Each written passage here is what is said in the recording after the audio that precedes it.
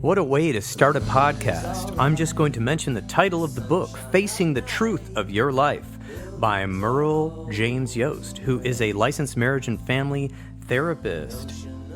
I think most people would probably walk right by this book in the self-help section, yet Merle Yost has created a book that is readable with short chapters and interesting insights, coping skills, and shifts in perspective that could help anyone. He is a full-time writer, speaker, and consultant. He is retired from 25 years of psychotherapy, and he gives talks now so people can, in his words, make sense of their lives and the pain they are in so they can move forward. With over 35 years of personal and professional work, Merle has taken the summary of experience and training, and he uses it to help others. So in this interview, we're going to talk about his efforts to help people through his books and his speaking, and you're going to get a preview of his book, Facing the Truth of Your Life. All right, let's get to the interview.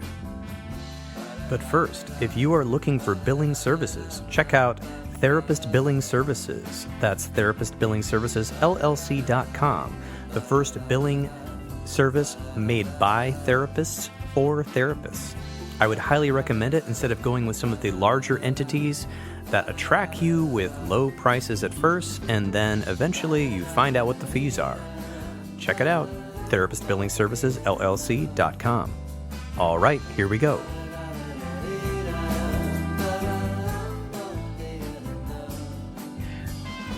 Welcome to the podcast, Merle Yost LMFT. I'm so glad that you are my guest today on the Intentional Clinician.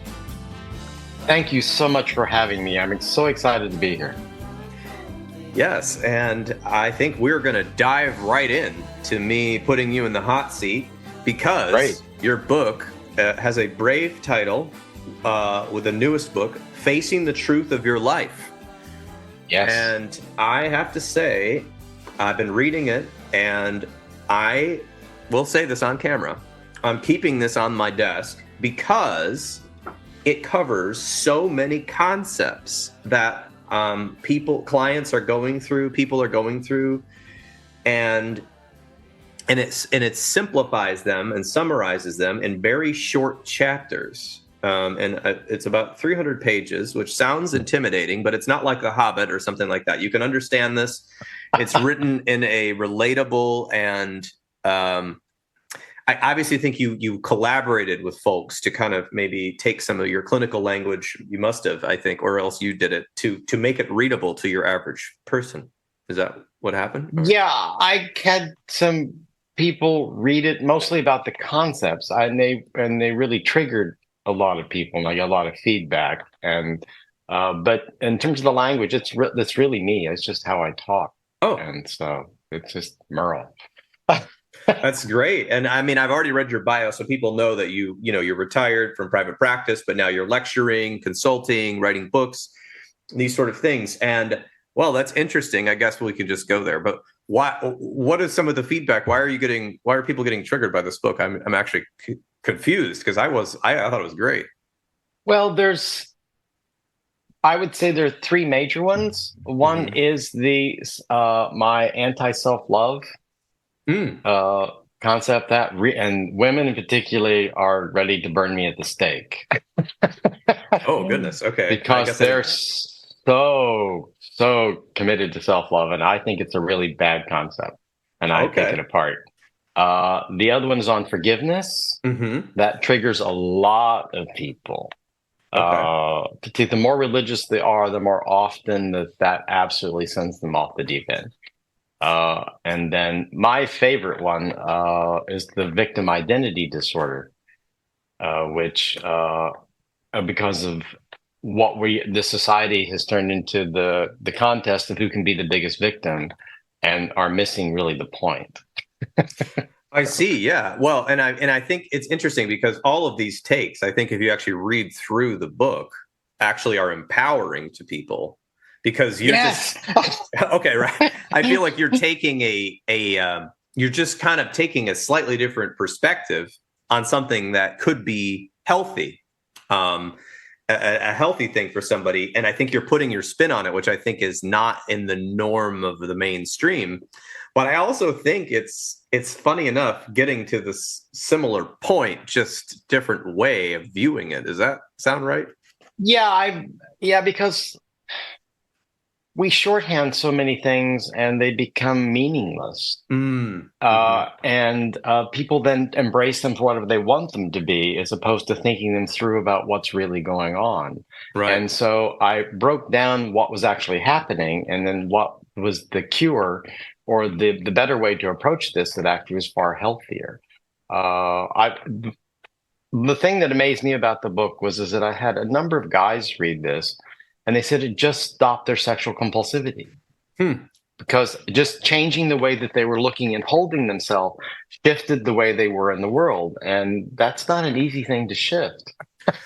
No, and I do think I'm not sure what philosophy this lines up with completely, because you cover so many concepts, but it does remind me of a little bit of Stoicism, where okay, I don't know. Well, this is a rough thing. Well, basically, like, I don't know what you call it, but basically, like, essentially, you're saying, you're acknowledging all the things that happen to people, which cause them to be victims in the world, all the bad things, the way your parents programmed you, the way the culture fed you lies, all of that stuff is there.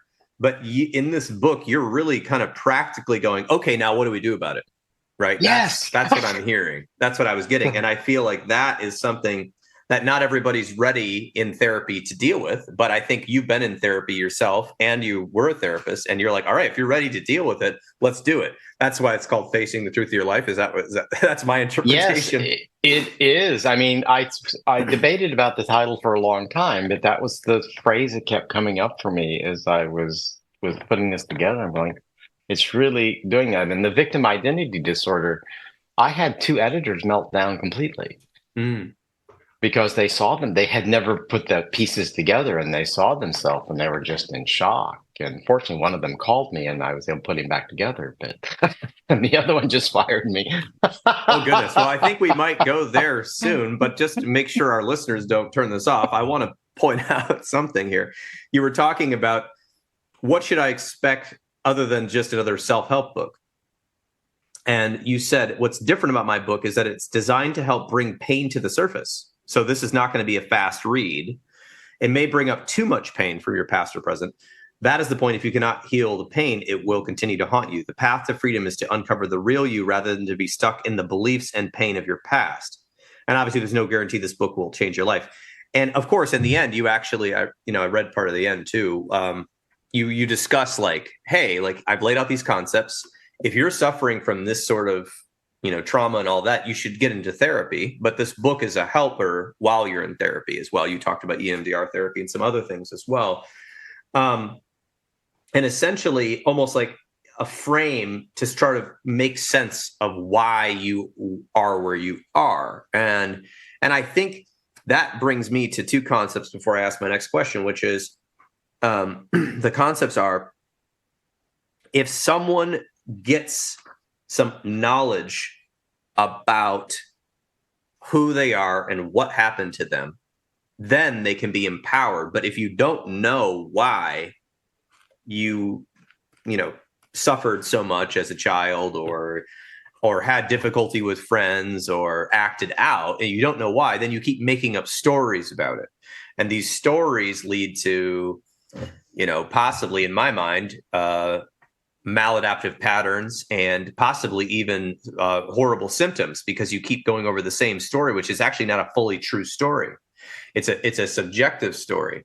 And so I feel like what this book is doing is it's trying to crack people's stories open so that they can go, wait a minute, I am more than whatever this symptom is. I am more than a victim. I am a person who deserves respect. I'm a person who deserves to have my voice heard, and I deserve to be able to set boundaries. That's what I was reading, kind of really, really kind of empowering and saying, let's take a hold of this. Let's not go through life just being like, look at me, I'm poor me, I've been screwed so many times. It's like, okay, yeah, you've been screwed. How do I help you with that? You're in the point of what I would call, if we were going through the stages of change, called preparing for action.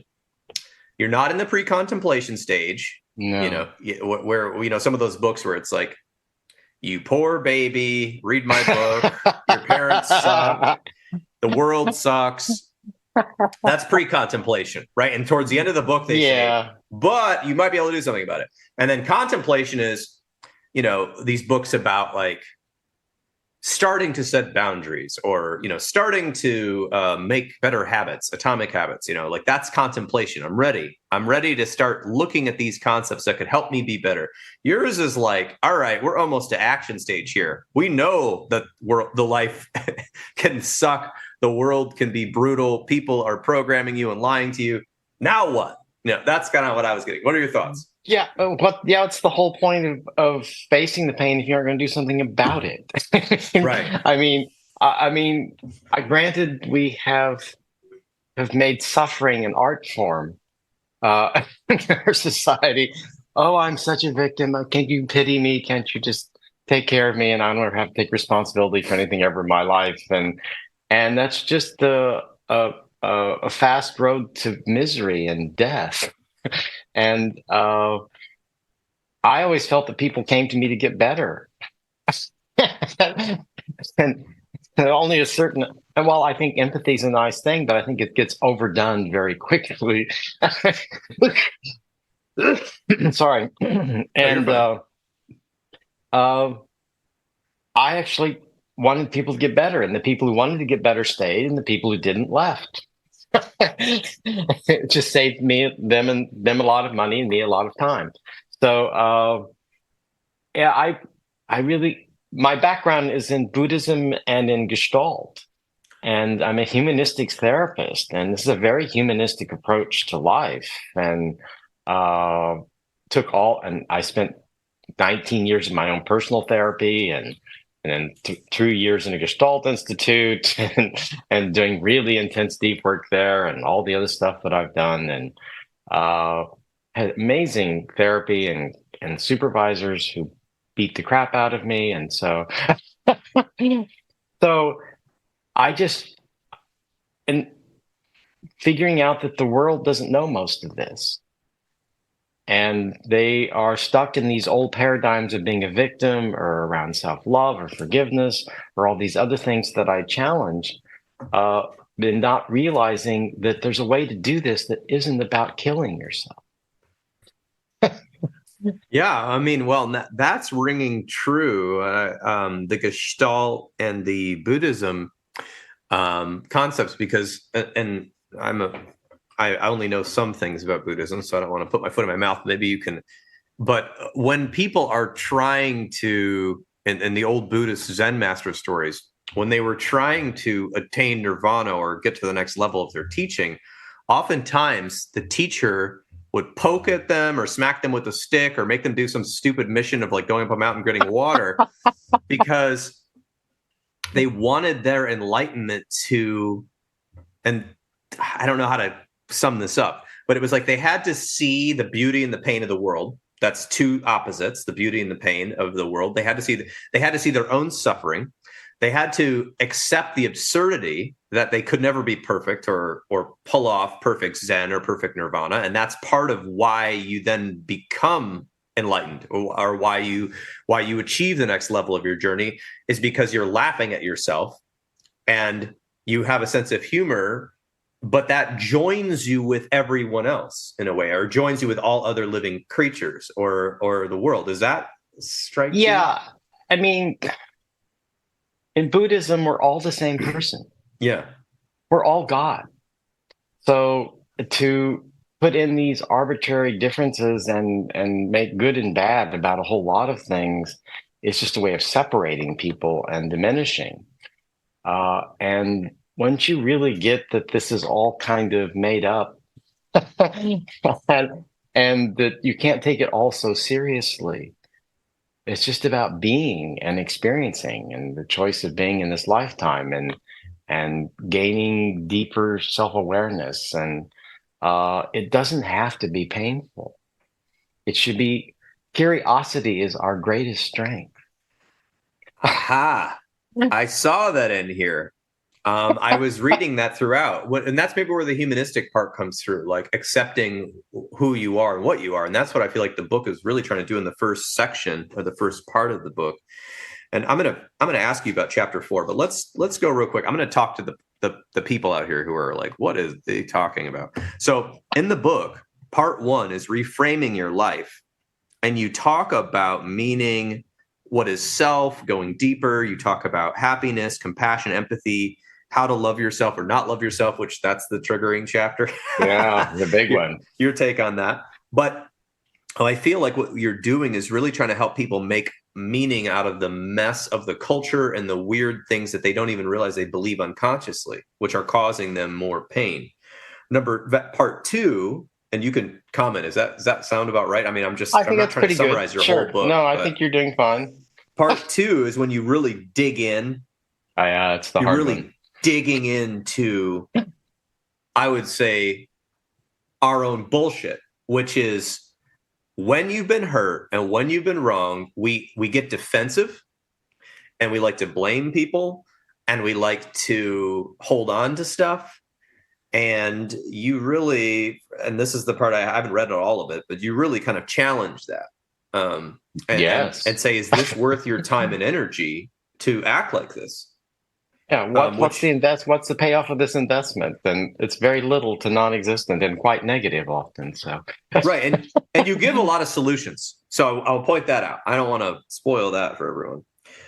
Part 3 seems to be you call it walking through the darkness. And I'm not sure about that, but for me, that seems like you're facing your fear, your shame, all of the pain you've been stuffing down. Is that what I'm hearing? Yes. Yeah, because we talk about feeling shame, but we don't really understand what shame is. We have all this pain that we don't really understand what it is. And the first step is owning the pain. The second step is figuring out what it's really about. And then you can do something about it. Right. I hear this passion that you have for people, that you really are just wanting them to get out of these patterns and stories that they've told themselves that keep them depressed or anxious or in a perpetual victim state. Yeah, there's no advantage to being in pain. I mean, granted, as I often say to my clients, there's more fun ways to be masochistic. This is not it.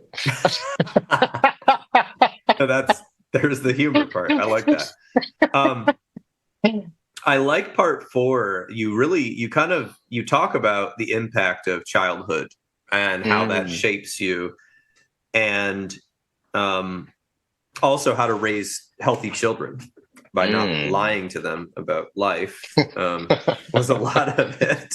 Or who their parents are. Right? Being honest about who you are. I'm not trying to summarize the whole book, but then you kind of bring it together. But throughout the book, while you introduce these concepts, you give little ideas. So I wanted to go to chapter 4 in the first section, rethinking happiness. And I thought this was an important concept, and I want to have you comment on it. But you quote a lot of famous folks in here. So I can't even say his name. Gandhi. I don't know his first name. I don't know how to say his first name, but Gandhi said, happiness is when what you think, what you say, and what you do are in harmony. Can you explain what you think about that quote? Well, it's being authentic and it's being honest. I mean, those are the two words that come up because most people are completely inauthentic. We have created a civilization that is about trying to be what the other person wants you to be or what you think they want you to be in order to be accepted, to be loved, to not be hurt. And what we've done is created a whole lot of people who don't even know who they are. So they don't have any authenticity because they're so focused on over there and the response that they're getting that they're disconnected from what's going on inside of them. Yes. Yeah. And the coping skills that you talk about here that are negative would be the people that get stuck in doing, that get lost in endless busy pursuits of experiences or sensation or what's next or what am I going to do or work or all those distractions, the distractions from self. Right. So and then in our society, we're almost rewarded from disconnecting from our emotions and empathy. Well, because You often hear, certain people and companies make a lot more money when they cut their workforce and slash and burn and gut companies rather than trying to slowly rebuild them or tend to them. Yeah, that's that's one of my pet peeves. That's a pet peeve. Okay. It's really as these people who come in and raid and take over companies and destroy them, and we've lost so many really good companies out there who needed help and putting it back together as opposed to being destroyed, and we've hurt a lot of people along the way as a consequence. Right, and unfortunately people get rewarded monetarily for this behavior. Yeah, and that's part of our society as well, is how do you make a living. You also talk about the distraction of pride and how we need to celebrate accomplishments, but not really think that this is who we are. Yeah, like who we are, and like this is like the pinnacle of my life, right? Like this experience is something that will pass, right? Yeah, well, everybody's interested in how many medals they can pin on their chest. Right. Because they become a deflection from who they really are. Aha. So we keep going down this path of getting, I don't want to say it like in a cheesy way, but almost you're kind of encouraging people to like get to know who you really are by taking off the trappings of the culture and what stories you're telling yourself. But if you get to know who you really are, then you actually have to deal with your pain, which is a big section of this book. And we all have pain and grief, right? Oh, well, nobody gets through childhood unscathed. Right. It wasn't designed that way. Right. It's just not. Pain is part of what makes us who we are. Yes. And it makes us feel things in a real way. And so many of these distractions are about avoiding feeling that pain. I mean, I grew up in a cult. And we weren't allowed to have real social life of the world. We couldn't tell people who really are.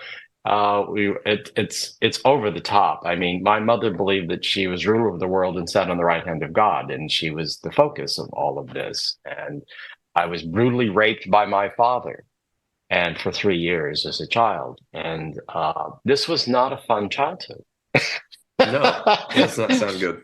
And I can go on for hours about that. But so I wrote this book from the place of knowing that you can survive and even heal and thrive having gone through this enormity. But the only way to do that is to own it and go back through it and heal it. Because otherwise you're simply an open wound and trying to keep people from poking that open wound your whole life. And then so you're lost. And so I think it's interesting because you're right. This whole point is countercultural. Yes. In the United States, almost every product that we're told is going to make your life better, more comfortable, safer, more nutritious, live longer, avoid your feet hurting, avoid your back hurting, get this new pillow, get this new this. Or this new app will save you all this time. You won't have to struggle. It's kind of like this illusion of a sort of a heaven on earth type thing, bought by your money. And I don't want to go too off into that, but essentially countercultural is the acceptance, an Eastern mindset, which is the Buddhist acceptance, is life is inherently, you're going to suffer. It's all suffering, yes. Right. Yes. And I think Jack Kornfield wrote a good book.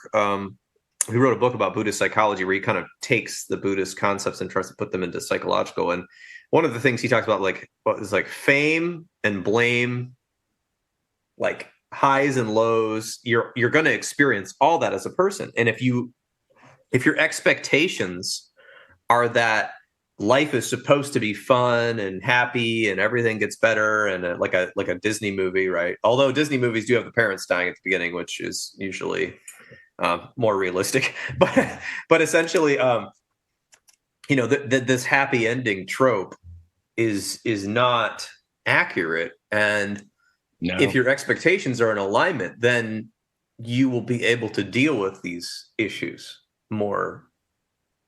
Yeah, two comments. Well, a psychologist friend of mine read the book and said, "You're out to destroy American civilization." said pretty much. But I guess the simplest way for me to address all that is that if we go back to the 12-step paradigm, and I have my issues with 12-step, but that's a whole nother discussion. But the paradigm is that you have to accept who you are before you can do anything about it. And that really is the core of this, is that you have to accept that this shit happened to me. I had to accept that I grew up in a cult. I had to accept that my father sexually abused me. I had to accept that most of the stuff that I grew up in was completely fucking nuts. And so then I had to go search out what that truth was for me. And I went to my very first therapy session. I sat there with a therapist and we were talking, and she said, "You seem a little nervous. Are you afraid of me?" I said, "No." She looked at me and said, "What are you afraid of?" I said, "What's inside of me." And I think that's true for most people. I think they're afraid of what's inside of them, but I found a place where I could unpack that fear. And that's what therapy's supposed to be, I think. And unfortunately, far too many people, therapists, in my opinion, are too busy trying to put a quick fix on something and send them back out to the war instead of hold the space where you can truly sink in and be naked and truly seen and get the healing of being naked and not rejected. So then things can absolutely change. Yes, that's a very important point, I think. That, and I think I've seen this in many different therapy paradigms are saying the same thing. You know, like Jung talked about dealing with your shadow, and that your shadow will never go away. You're always going to have your shadow, right? And the shadow is those dark impulses or those secrets or those things we try to hide. And there's so much more to that. That was a very gross summary. But in an EMDR, right, in trauma, when people have PTSD, one of the symptoms of PTSD is avoidance of anything that reminds you of the abuse or whatever you witnessed that was horrific, that you're now having bad nightmares about or flashbacks about. And then when the people actually address it in the therapy, bring up the horrible things while they feel, emotionally distraught for a little while, they end up feeling better over the time. Yes. But whereas the avoidance of that truth or saying it out loud, what really happened, is actually causing them more pain because it's continuing some sort of horrible cycle of stuffing your emotions or avoiding your emotions, medicating them, drinking them away, smoking them away. And that causes physical problems. And we've seen that in the ACEs study, which people can look that up. But physical problems happen when your emotional life is not in line with your thought life and your physical life. And that's kind of what that quote was about. They're somaticizing their pain. Right. I mean, I'm a somatic therapist. I mean, it's just matter. And so okay, that's an interesting feeling there. Let's find it in your body. Now let's go dig into that and see where it takes you. And so they're like, oh, here he goes again.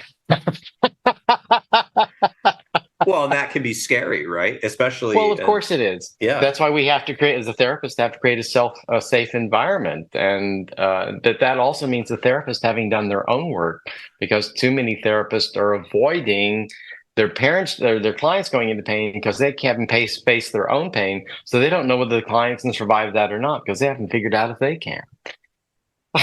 Oh, I like that. I love calling out therapy.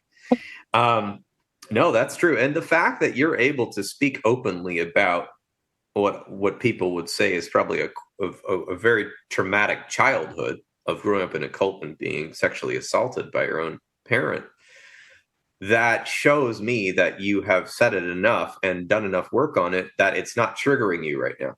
You seem totally... No, it's just the truth of my life. And I had to come to terms with all that. I mean, I had a recluded memory over the sexual abuse. What my father did to me was beyond horrific, and it was actually in my first EMDR training, the very first training. I went to the training, and I was trained by Francine Shapiro back in 1993. So I go way back to the beginning of this. Oh, wow. And yeah, I've done this a long time. And they told us to pick something in the practice section. They told us to pick something, a small T trauma, not a big T trauma. They didn't want to open up a can of worms. Right. And I couldn't think of anything. So the only thing that occurred to me was that I had this phobia of tall buildings. I'd look up at a tall building and just about pass out. And what we now know is that phobias are often a cover for trauma. Yes. And so I didn't know this at the time. It was green as grass. And so we about 30 seconds we did the setup. 30 seconds in doing the bilateral stimulation. All of a sudden, my head went back, a cock went down my throat, and I was completely dissociated. Oh, wow. It was the beginning of the occluded memory starting to clear, at least to some degree. Yeah. So that was how that all. I had all the symptomology. I was sexually compulsive. I was doing all these things, but we couldn't figure out what was going on. And then in that one EMDR session, it blew it wide open. Yes, and I see that this is the interesting thing about your book, because you've got all these concepts of structural, almost like cognitive behavioral ways of understanding things, but you're combining it completely with somatic, yes, and Gestalt and humanistic and these sort of like what I would call advanced therapy techniques, which is hard to do, because when I was reading it at first, I said, wow, he's really boiled this down, and it's like talking about the thoughts and behaviors, but then you have a ton of stuff about trauma in here. So I guess what I'm saying is that you clearly have done eclectic work, because you can't boil this book down to one thing, except for, are you ready to take this? Heal. To heal, right? Are you ready to do this? Because if you are, this is a preparing for action/action book. And I feel like that's well needed in our society. I wanted to talk about self-acceptance, which is an interesting chapter, to love or not love myself, which apparently this triggered people. But I do feel like you wrote some things that are in line with what, a lot of people say. You wrote, self-acceptance is the opposite of self-hatred. We learn to accept ourselves and not hate ourselves by taking in love from our parents and by owning who we are. Taking in unconditional love initiates self-acceptance. Without unconditional love, when love is always conditional with an if, self-hatred and shame are bred, none of which will lead you to self-worth or self-respect. Self-hatred blocks you from knowing yourself and prevents you from being truly known by others. Accepting who you are can release the blocks and progress of your life. So, but then down here, you identify, so that part seems very in line with most teachings, but here's I think where you're triggering everybody. Self-love, like a balloon, can inflate the ego, but with nothing tangible, nothing of tangible substance. Without forming and solidifying your public self, you miss the first step towards interdependence with the world. The single-minded pursuit of self-love is a distraction. Our root self is about our connections to the world, how we recognize everyone as ourself. At the level of the root self, we do love everyone because we recognize that we are all the same person, drawing from the same universal energy. That's a very tough concept for people to get, but I agree with that. By extension, we do genuinely love ourselves, but this is a much higher level of functioning that few people reach. Universal love is the ultimate goal of many religions and spiritual traditions. It requires a lot of effort and patience to arrive at that level of enlightenment. To focus on self-love is to ignore the deficits in the love we did not get from our parents. To accept yourself is to accept your flaws, but it does not assume you are content with your flaws and shortcomings. Owning the shortcomings is the primary step in changing them. Now, you kept going. So I actually feel, I felt like it's interesting that triggered people, because I think what you were getting at is like, there's this movement of like self-love, love yourself, la da da, and that can, if you just focus on that, completely blind and distract yourself from your shortcomings. Yeah. Is that what you're saying? I've done I've done talks on this. Okay. And I trigger people like mad. I get things thrown at me. And so I start out the talk with, I start rubbing myself going, because people use self-love as this salve to soothe their pain, to make them feel better, but it doesn't change anything. It's just this self-masturbation, if I can be so crude, as to make you feel better in the moment, but nothing changes. And so, but self-acceptance is where the change happens. And that's when genuine self-caring, self-love, if you want to use those words, work, as opposed to this distraction from pain. And so it's just, yeah, I never expected it to have that much negative response. But and women therapists particularly often just go after me about this. How dare I challenge their self-love? It's authentic and genuine. It's like, well, and I think that's where the I don't know. It's a weird concept because I also read the self-compassion studies by Kristen Neff, where if you do 5 minutes of self-compassion, but for me, self-compassion isn't self-love, it is self-acceptance. No. Because compassion is like, okay, I see you both in your brokenness and in what you're trying to do. I see how far you've come, but how far you have to go. Self-acceptance and self-compassion to me are similar, but compassion is a form of love where you're trying to accept yourself. Self-love, just as like this sort of, extreme concept, could just be like, well, I need to love myself and go get an ice cream sundae because I had a bad childhood, right? And that is toxic, and that goes along with what I call toxic positivity or toxic validation. And this is a tough thing for therapists out there. So a lot of therapists listen to this podcast, and let's go with this. There are clients that we see who have been brutally hurt by society and childhood and trauma and rape and all of these things. And some of them have gotten into this toxic self-validation, and they want you to validate them toxically, that all of their behaviors are essentially rationalized and justified because of whatever happened to me.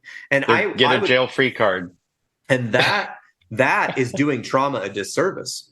Because even though you were traumatized, my job is to get you to, first of all, get out of the PTSD, get through the depression, get through the anxiety. That's the first thing. And then the second thing is to help you transform how you live and how you're seen and how you relate to others in the world. Otherwise, I am harming you by letting you stay in a protective bubble that never changes your life. And that's hell. When you stay too protected and too comfortable and too away from people, and we're social creatures, right? We need to be able to find like-minded people to spend time with. Yeah. If I allow you to justify your behavior to stay out, that's the same thing. It's the equivalent. Here's what I'm going to say, and you tell me this is too extreme. I think that's the same thing as letting somebody who is addicted to alcohol or drugs rationalize their behavior, that they should continue to do that because life sucks and work is hard, so I need a six-pack every night. It's true. Now, it's true. Now, I'm not going to yell at that person. I know how to do motivational interviewing. I know how to accept them how they are. I'm not going to tell them stop drinking. They know they need to stop drinking. And I would argue that the person with post-traumatic stress or trauma, they know that isolation and these poor coping skills, which may be self-love, like I'm going to eat 2 bags of popcorn every night because I had a bad childhood or whatever it is, food addiction or sex addiction or whatever, they know it's not good for them. They're not dumb. But they rationalize it, right? Sheldon Kopp wrote a book called "If You Meet the Buddha on the Road, Kill Him." It's a very famous Buddhist quote.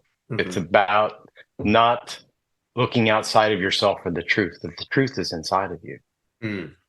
And so if you're seeking the Buddha out there to give you all this wisdom, that you're missing the point, and because you have to go on that journey. But there's a quote in the book that says, "Real change happens when the pain of staying the same is greater than the pain of changing." And the point of my book was to raise the cost of staying the same.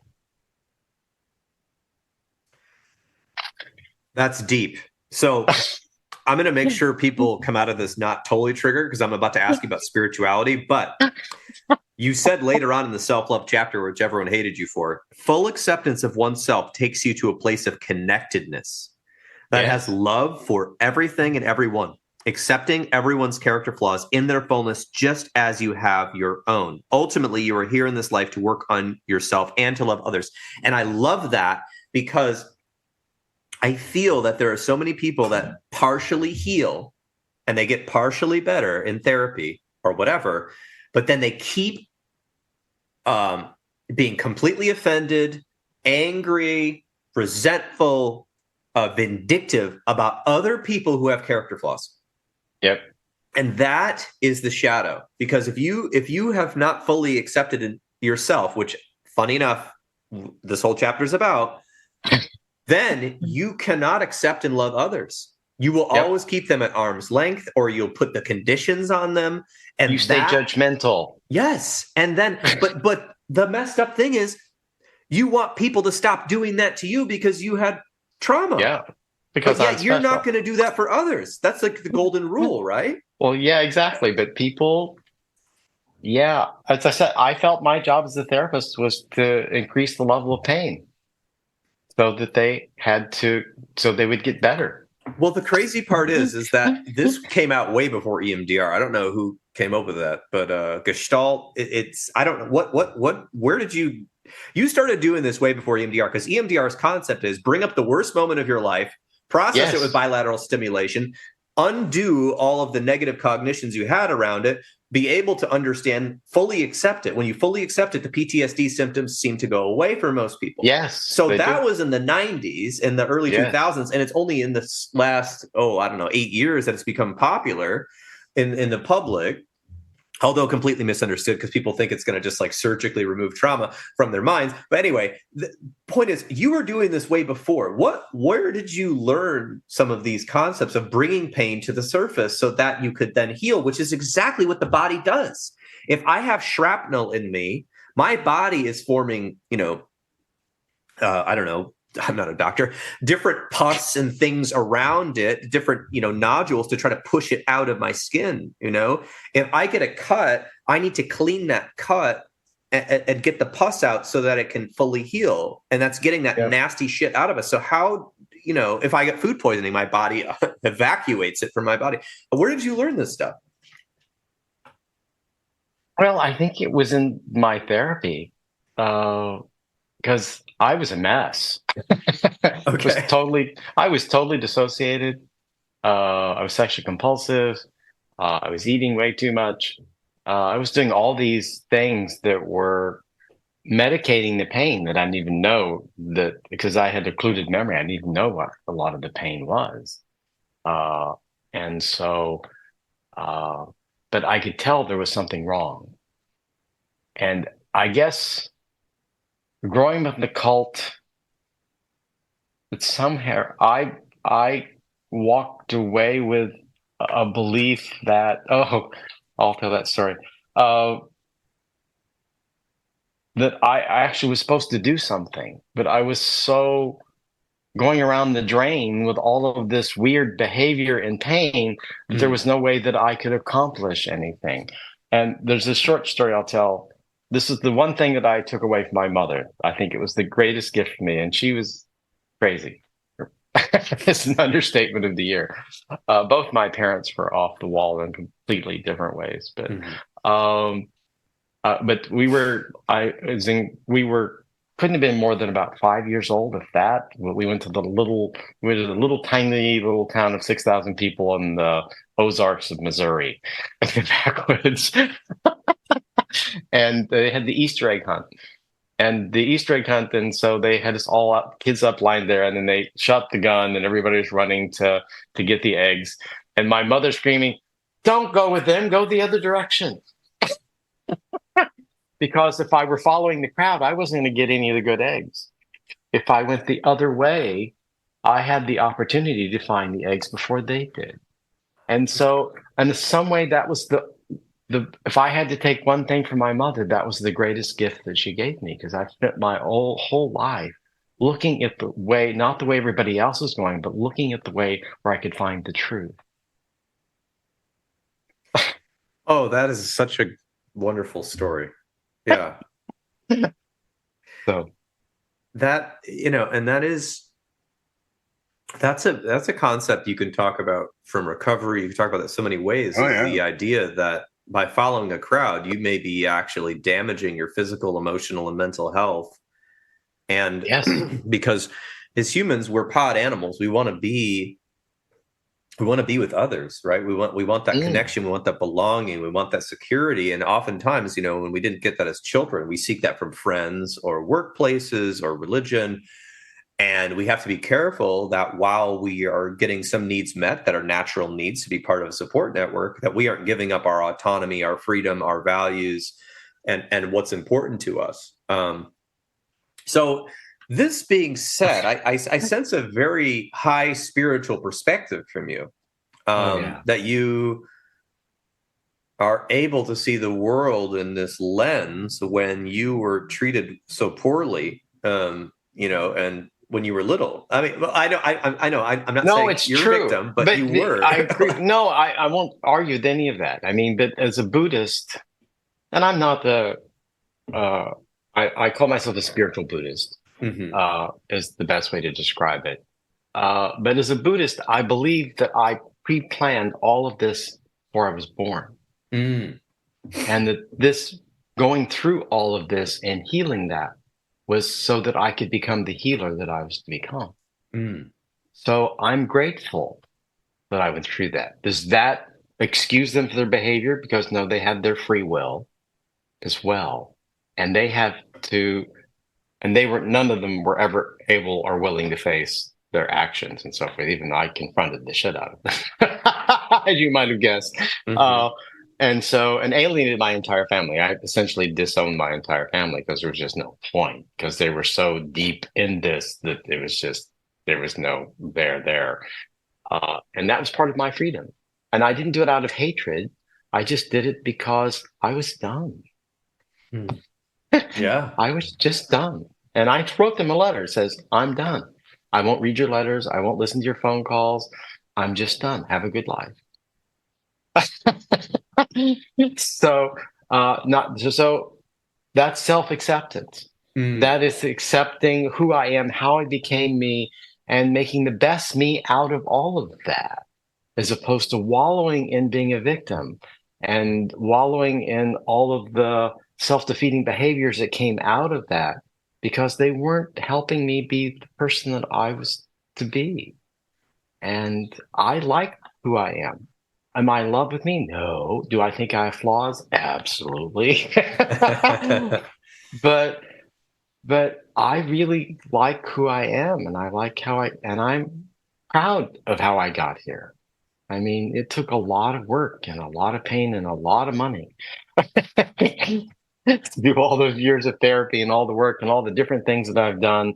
And I jumped headfirst in the New Age movement, and that was really the beginning of a lot of this as well. After that was influenced by my very first therapist, and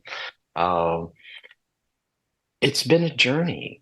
And I said that book was my gift. I did that after I stopped practicing. I went off to Mexico and I wrote most of the book while I was there. And I had this sweet kid that I ended up mentoring. He had been raised in a Christian cult and was trying to extract himself from a really toxic environment. And my book just triggered the hell out of him. And so he became my muse in a sense, because he would dig into the forgiveness one, and because he was still half in, half out of all of this, and then he would yell at me, and so that gave me the way to try and approach this in a way that he could hear that. So that's where a lot of this came from, and I dedicated the book to him. He's since died, and I miss him. He had night terrors, and he also sleepwalked. And so he walked out of a window in the middle of the night. He was very dear to me. And so he was a great gift, because he was that person who was all those people from my childhood who were bought on this silly religious stuff and so forth. And so that, I think, it helped clarify my voice to get down to the authenticity of it. So. Yeah. And with that, I mean, that tragedy that you've endured even just recently, I do feel like there's some spiritual stuff. People have a lot of spiritual questions. And in your book, I was really liking what you were writing. because I read this part more than the other parts, which I'm going to read it. I probably have to read the whole book again, to be honest. But 168, you said spiritual versus religious. This is the chapter. And you quoted Albert Einstein, and I did not realize he had said this. This is such a great quote by Albert Einstein. The religion of the future will be a cosmic religion. It should transcend a personal God and avoid dogmas and theology, covering both the natural and the spiritual. It should be based on a religious sense arising from the experience of all things, natural and spiritual, as a meaningful unity. Buddhism answers this description. Yes. I never knew he said that. It's incredible. I like doing research. So. Yeah, and some of the things, I've done podcasts on deconstructing religion, especially from the Christianity standpoint, which is the dominant religion in the United States. I've done 2 podcasts on that. One with a former pastor, and one with somebody who grew up in the church so much that he didn't really know that there was anything outside of the church.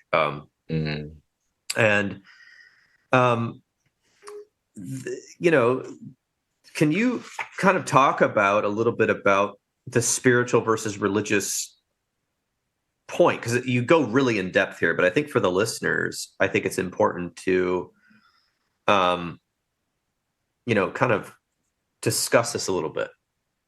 Well, it comes out of growing up in a cult, who was Christian based, and we got daily misses from God. Messages directly from Mother. She was the direct conduit to God. Okay. So coming out of that and really realizing that all of this was just a fake thing. I mean, she genuinely believed it. I mean, there's no question that she heard voices and the whole thing. I mean, a lot of therapists have tried to diagnose her.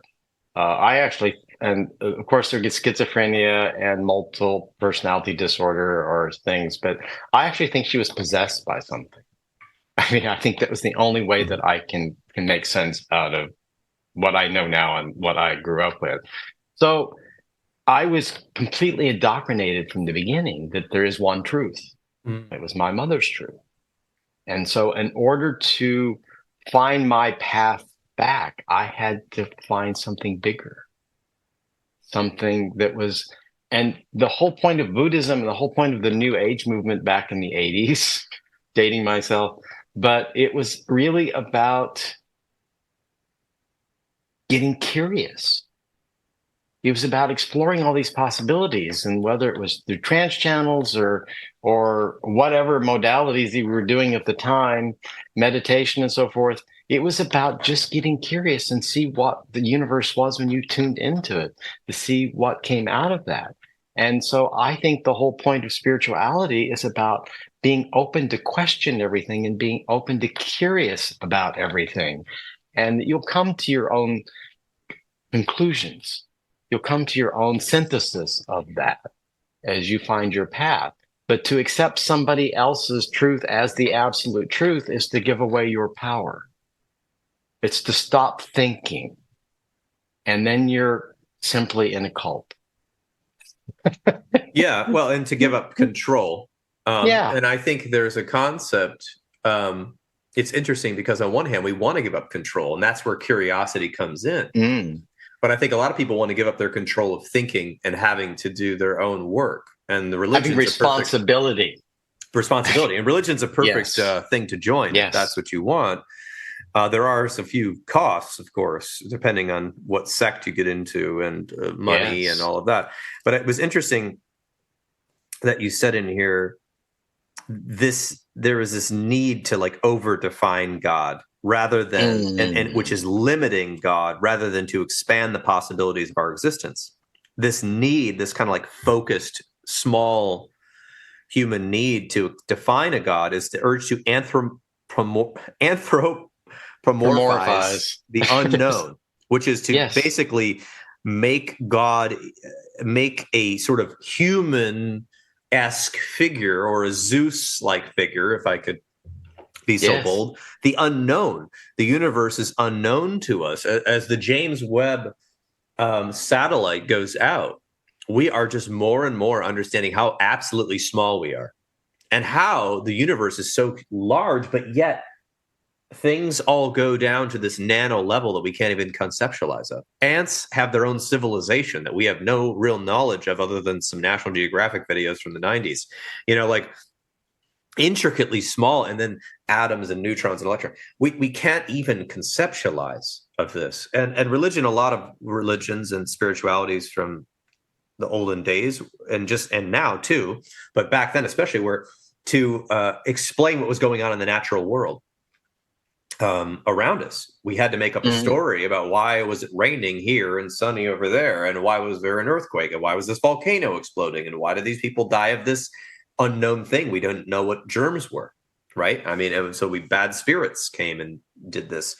It is all done in the spirit of reducing anxiety, which I think is huge, right? Because humans are naturally anxious. We have the negative bias. This is, of course, to keep us alive, but also can cause us to suffer if we focus too much. About unsolvable questions, and for most, putting those questions to rest. So the religion is putting the questions to rest. It is an attempt to stop or limit inquiry so that other less troubling things can be focused on. It encourages a focus more on things that are tangible, comprehensible, or controllable. And I think the hard part about that is that for a while, I think religion can relieve anxiety. I think believing a very fixed idea of the world or a God or whatever can really, for a short time, alleviate some of your fears of being human and some of the big human questions and existential questions we have to grapple with.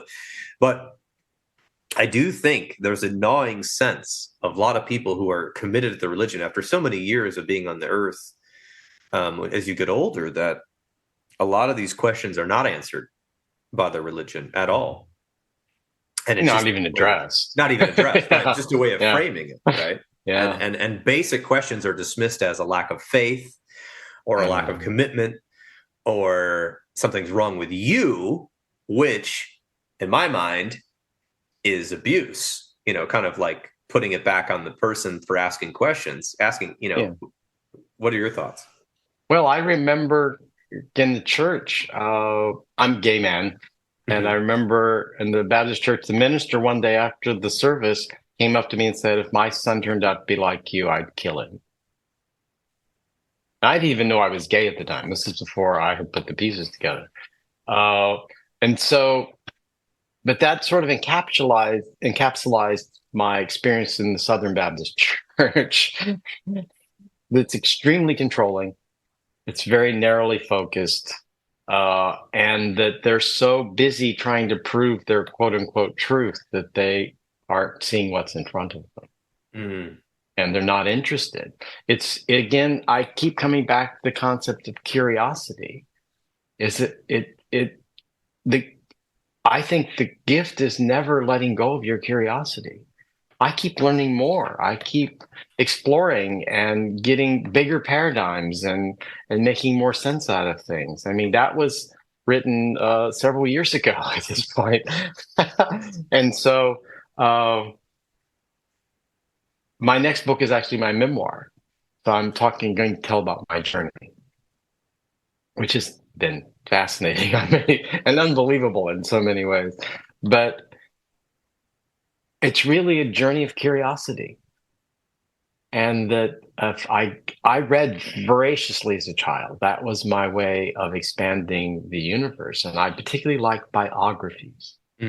And seeing the world through other people's lenses. And I think that was really a big piece of how I became me.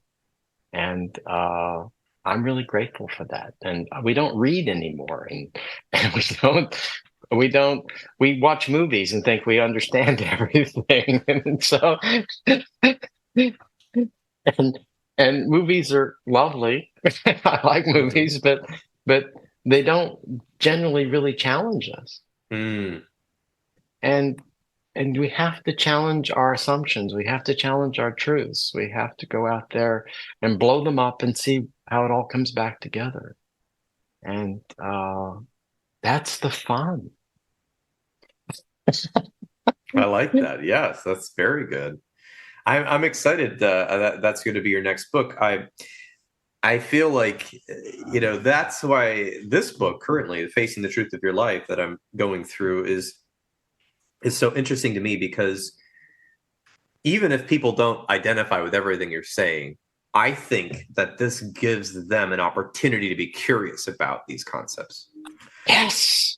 You don't have to come to my conclusion. Come to your own. But at least have some thoughts about what the question is. And you say that all over here. And on chapter 15, you say, "Oh, to be vulnerable." This quote from Martha Beck, who I hadn't known about. "Realizing that we've surrendered our self-esteem to others and choosing to be accountable for our own self-worth would mean absorbing the terrifying fact that we're always vulnerable to pain and loss." Yes. And pain and loss are part of life. And the Buddhists, I know, teach that. But I do think in a lot of religious traditions, especially American Christianity, pain and loss are glossed over. And as soon as somebody dies, they're in the arms of Jesus, and that's supposed to make you feel better, but they're not there anymore. Or you give it all to Jesus or whoever, so you don't have to experience it. Well, that experience is what you're supposed to have, because that's going to make you you. Right. and it's an inevitable part of living is loss and pain. And I think our culture takes the most prescription medications of any culture. And I'm for prescriptions, by the way. I think they're good, especially in the stressful world. You need them. But if you're taking them to avoid truths and work that you have to do, that's when they become not useful, right? When you're in a really bad place, you need a medication, right? Or if you're very stressed out or whatever. I'm talking about psychotropic medications. But we also take every other type of medication, I was going to say there's cocaine, marijuana, MDMA, LSD. The amount of people eating their feelings, there's the amount of people that eat their feelings away and are on statins because they won't change their diet, and the statins are keeping them alive, or they would have died years ago. So we're anesthetizing the pain, and thus I think we prolong suffering even further. It ages you, and it makes your life miserable, and you wonder why you're here. It's like, well, you're here to heal the pain. Yes, that's why you're here. So get busy. Yeah, well, I mean, and I think that's a tough thing, because on one hand, I think there's a part of the American United States culture that says work hard and you'll get somewhere, right? Mm-hmm. That sort of work, we need to really put ourselves out there, and we're a very expressive country. I mean, we dominate the music and movie industry. I mean, which is, whatever, I don't know what that means, but, we're very into expressing things and our artistic things, but yet I don't understand, but it does seem like the main big part of our culture is trying to avoid the very truths you're talking about in this book. And I wonder what would happen if our culture went mainstream with some of these things, how we could change the world. I really wonder. We would change the world. So we have that power, but we're squandering it because of our own unwillingness to face who we are. Well, and that right there is kind of the point of the book. But just to give people concepts, every other page you introduce a knowledge is power concept, such as here you talk about finding our limitations. What about sensitivity? How do we view our parents? What do we do when something happens to us and we need to change our perspective? How do people cope? Victim identity disorder, we'll go back to that. How do you reconcile? What does healing mean? Asking for forgiveness, exercises, examples. So I just think this is a great book. I really would love for some graduate school to make their students read it, because I think these are things that veteran therapists, not all of them, but a lot of them get to this point at some point in their career where they kind of start understanding and putting these connections together. Not all of them, obviously, but these are things that, and you boil it down to a practical way to understand it, both for the person who's a regular person who's not in psychology and for the psychologist. So I really want to thank you for writing this book, and I'm very glad and honored to be able to keep it on my desk as a reference. And I hope that, all the podcasts you're doing and media gets us to a larger audience over time. Yeah, one of my clients paid me, I thought, the highest compliment. He said, "This is like a really long Merle session."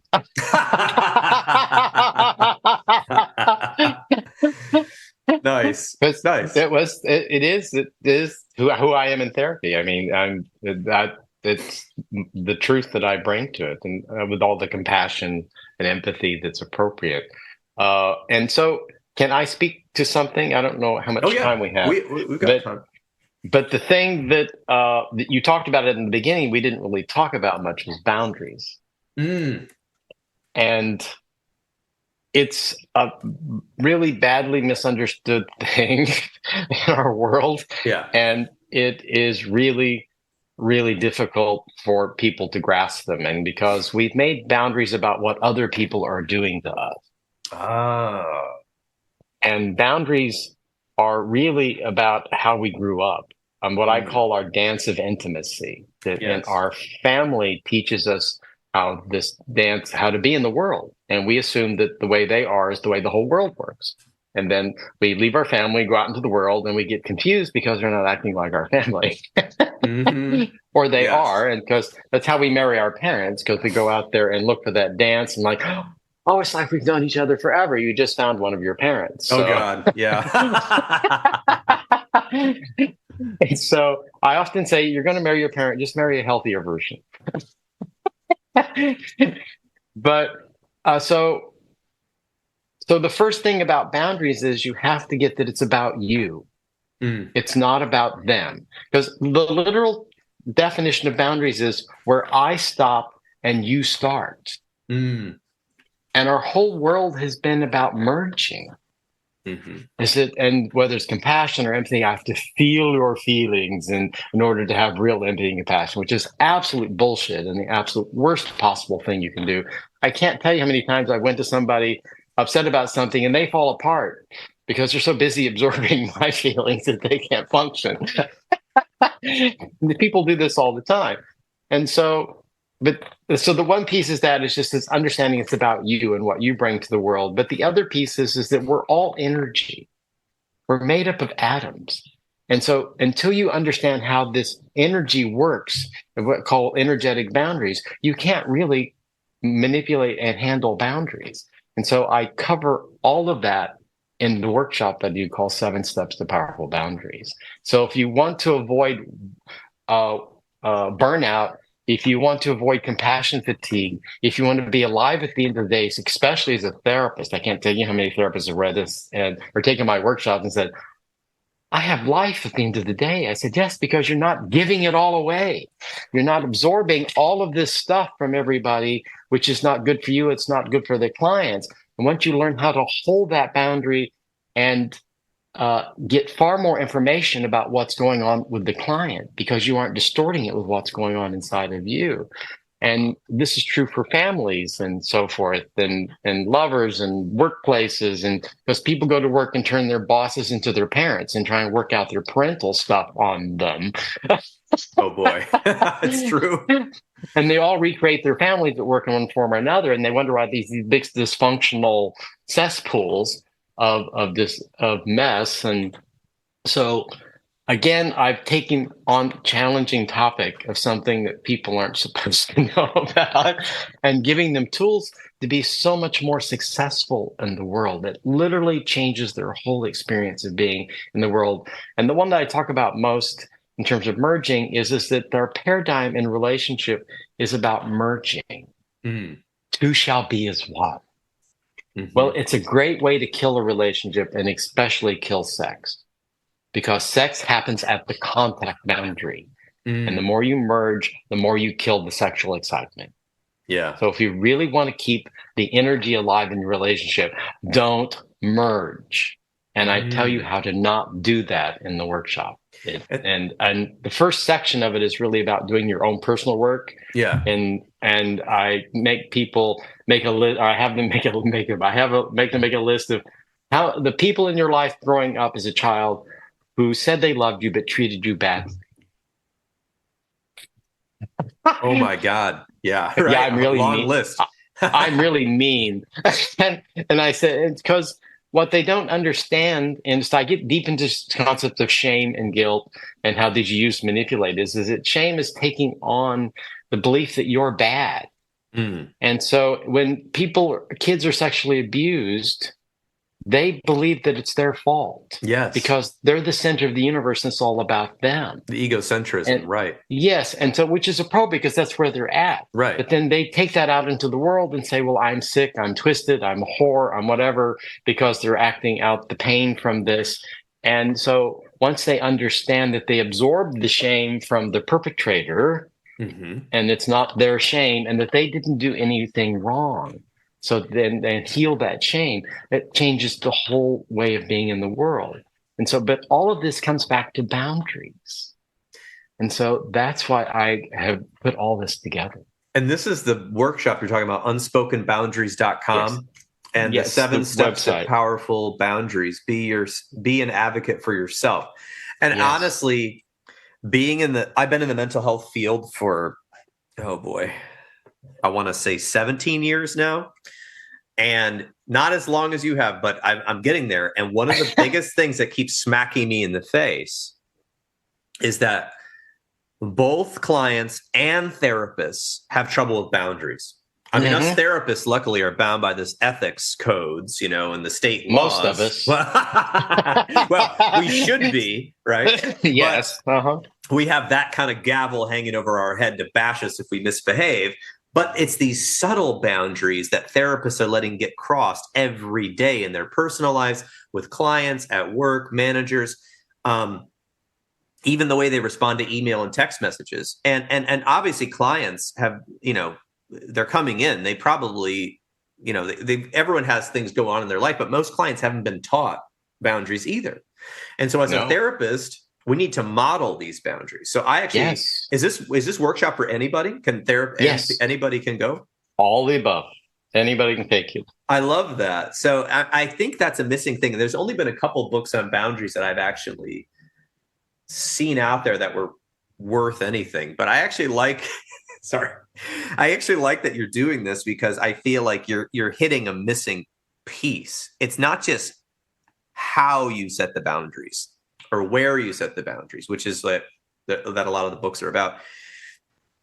It's about knowing why you didn't have boundaries or why you're averse to setting boundaries. Yeah, you first have to understand where you came from before you can then move forward. And our families are not set up for boundaries. I've seen families where they're extraordinary. The kids are unbelievable, but they're the exception to the rule. Yes. Because love in families is conditional.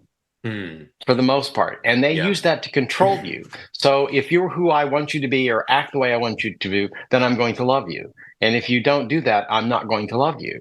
So that's abuse.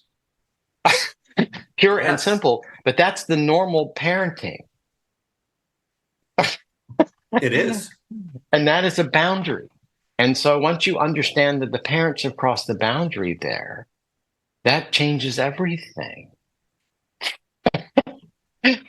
Well, yeah. And so I'm excited for people to find out about this. Just because of time, we got to start wrapping up here. But I think we can, I'm going to put all of your websites in the show notes. Great. Unspokenboundaries.com and merleyost.com. Yes. And people can get your books from your websites. Where else can they find your books? They're all, the first 4 are really out of press. Oh, okay. I mean, there are used copies out there. If they can go to Amazon, look for it, they can find them. Yeah. The first two are How to Be a Good Manager. My first original profession was in management, and so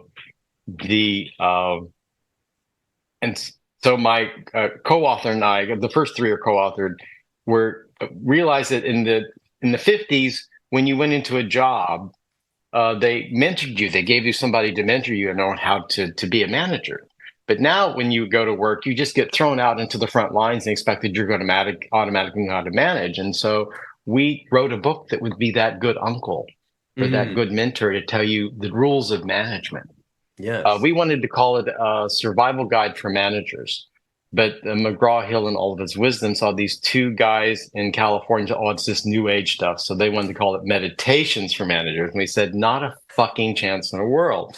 So our compromise was to call it reflections for managers. But it would have sold much better. It did. That was the first one was a bestseller, so it did fine. But it would have been much better seller if they had called it Survival Guide for Managers. Right. But and then the third one, How to Be a Good Employee. The fourth one is on. I did an anthology. I edited an anthology called When Love Lasts Forever. It's about long-term gay male couples together from 10 to 45 years, and it tells their story.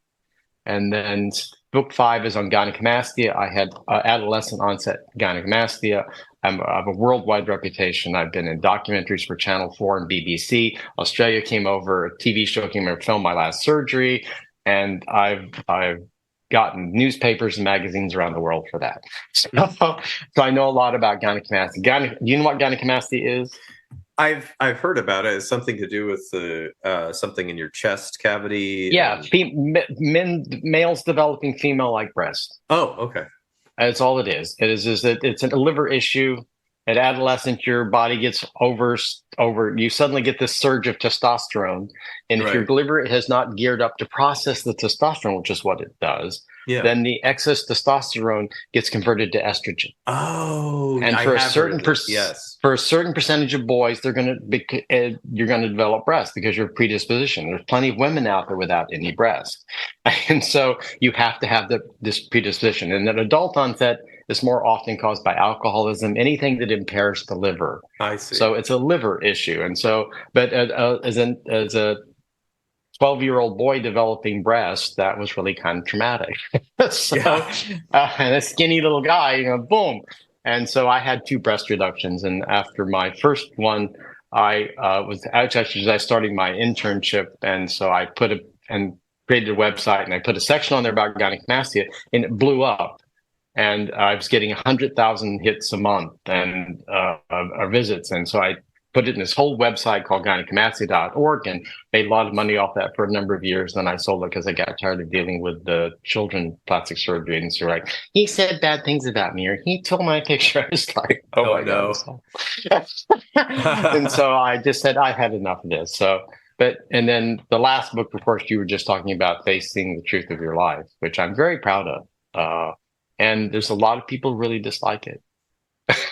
Well, I think, the sign of a good book is that you both have a lot of love and a lot of hate.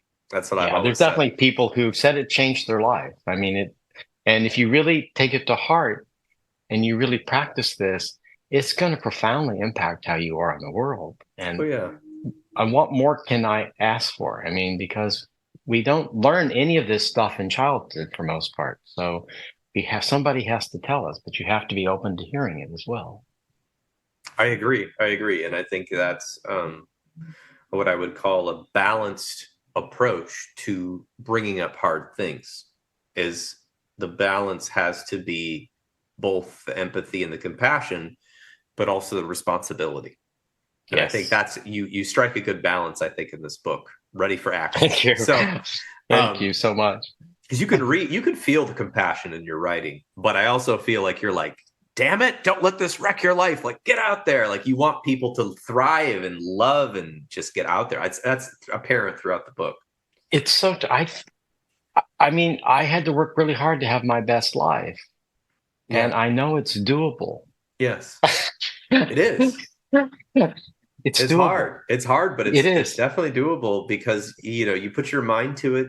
And the worst part is that it's not just something you can externalize. Like you said, the hardest part is that you really have to do that introspective work and calling yourself out. And that is tough. And that's the truth, right? We all have those shortcomings. So I'm excited for people to hear this podcast. So I appreciate all of your time, Merle.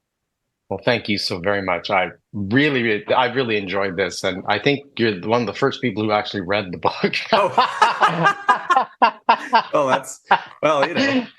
So I'm really grateful because you've discussed this in far more depth than anybody who's interviewed me about all of this. So I really appreciate that. Thank you.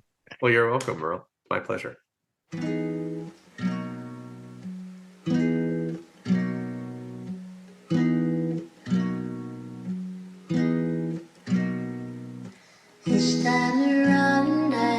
gone so gray that my feet can float. Haven't you read there's a summer wind gets my head in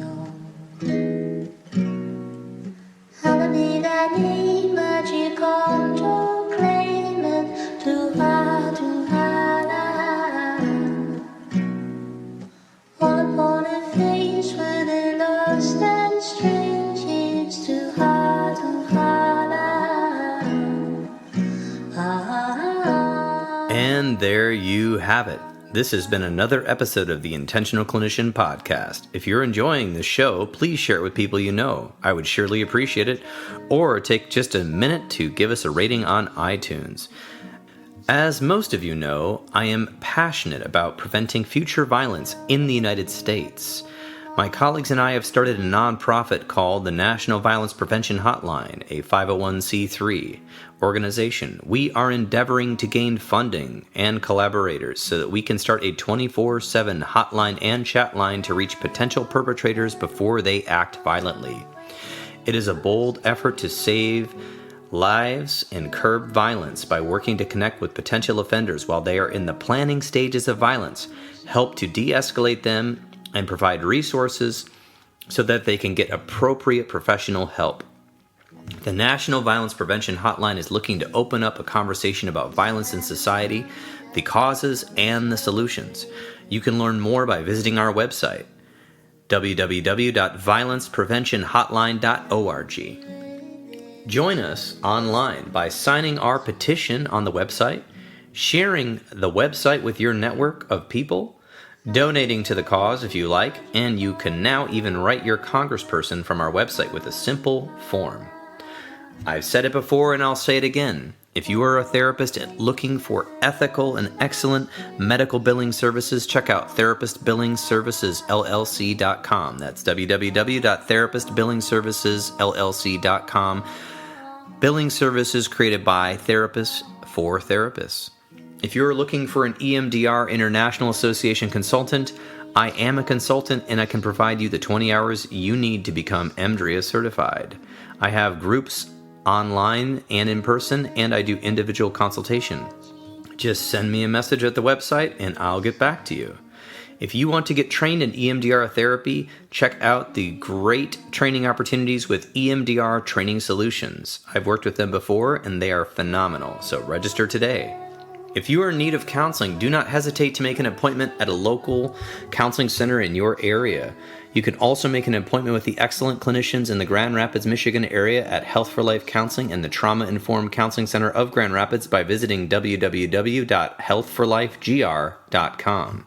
The recording you just listened to consists of the personal opinions of Paul Krauss and his guest, and while these are based on the literature they have read and the experience in their fields, this should not be viewed as a definitive opinion on any subject. Listening to this podcast is not a substitute for treatment. If you're in a crisis, please dial 911 or the National Suicide Prevention Lifeline at 988. You can also text 741-741 and a live trained crisis counselor will respond. Did you know you could support your local bookstore by shopping at www.bookshop.org? You can order from the comfort of your own home online while supporting local brick and mortar businesses near you. If you are a therapist and you are not a member of your national or local therapy organizations such as the American Counseling Association or the American Mental Health Counselors Association, please get involved. At least pay the dues. It will help the lobbyists in our field keep us from becoming gig workers. And of course, there's the bonus of increasing mental health education around the United States and helping people understand what counseling is and promoting best practices within our profession. Until next time, I wish you all a safe and peaceful week.